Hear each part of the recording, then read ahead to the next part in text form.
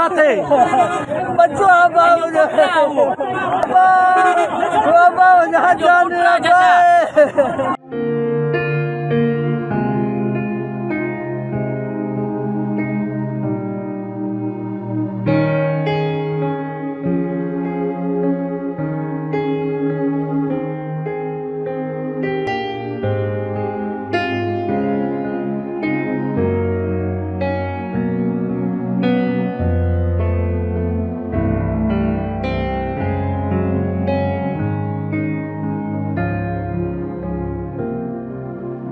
सिंध के तारीख़ी शहर खैरपुर नाथन शाह के रहवासियों ते गुज़रियल रात उन वक्त एक क़यामत टुटी पई जॾहिं अध रात जो ओचितो शहर खाली करण जो फरमान जारी किया वियो।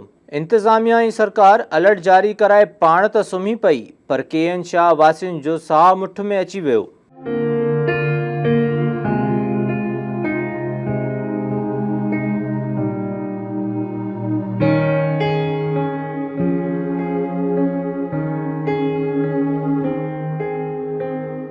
माण्हू माल मताव मिल्कियतूं ऐं अबाड़ा कख छॾे मासूम ॿारनि ऐं औरतुनि खे साण करे पहिरें पंधु निकिरी पिया।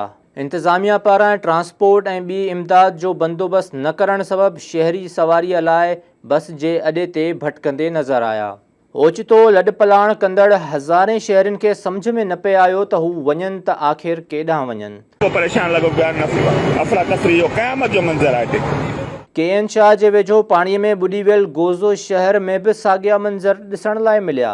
माण्हू अधु राति जो पैदल ई ॿारनि बचनि सूधो घरनि मां निकिरी पिया। ॻाल्हाइण लाइ अल्फाज़ न आहिनि पर तमामु ॾुख थो थिए। नंढड़ा मासूम ॾिसो ऐं टाइम ॾिसो 2:40 नंढड़ा मासूम जेके जिन जो हिनमहिल निंड जो टाइम आहे पर हिनमहिल तव्हां ॾिसो त पाणी मां कीअं माना अफ़सोस आहे, लफ़्ज़ नथा निकिरनि। KN शाह खां मेहड़ ऐं नसीराबाद तोड़े लाड़काणे ताईं इंडस हाईवे पाणीअ में ॿुॾल हुअण सबबि शहरियुनि खे लॾ पलाण करण में ॾुखियायूं पेश आयूं। KN शाह वासियुनि ते क़यामत बर्पा कंदड़ कारीअ राति जॾहिं पुॼाणीअ ते पहुती ऐं सुबुह थियो त इंडस हाईवे दरिया जो मंज़र पेश करण लॻी। KN शाह ऐं मेहड़ जे विच वारे इलाइक़े में मुसाफ़िर कोचिस कल्टी थियण जे वाक़िअनि में केतिरा ई माण्हू ज़ख़्मी थी पिया। ॾुखो ईंदड़ ॻाल्हि इहा आहे त ज़ख़्मी मुसाफ़िरनि खे इस्पताल मुंतक़िल करण लाइ बि इंतज़ामिया या को ॿियो इदारो ज़ाहिर न थियो। हिकु झूने शख़्स रोईंदे ॿुधायो त हुन जो पुटु लुढ़ी वियो आहे।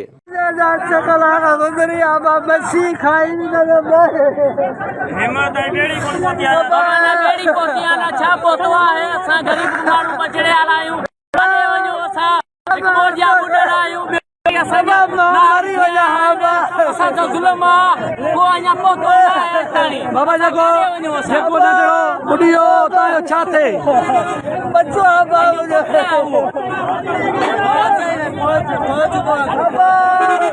आबा जहां जान रहा मेहरबानी करे असांखे लाश लभन असां हिते ॿुॾी वियल इंडस हाईवे ते मोटरवे पुलिस जी रुगो हिकु गाॾी अड़ियल मुंझियल मुसाफ़िरनि ऐं बेघर थियल ॿोॾ मुतासिरनि जी मदद कंदे नज़र आई। IG ट्रैफ़िक पुलिस मुसाफ़िर कोचिस कल्टी थियण जे वाक़िअनि बाद लाड़काणे खां कराचीअ ताईं इंडस हाईवे ते शहरियुनि जे सफ़र करण ते पाबंदी लॻाए छॾी आहे। हज़ारे शहरियुनि जे निकिरी वञण खां पोइ ख़ाली थी वियल KN शाह शहर जूं हवाऊं उदास आहिनि।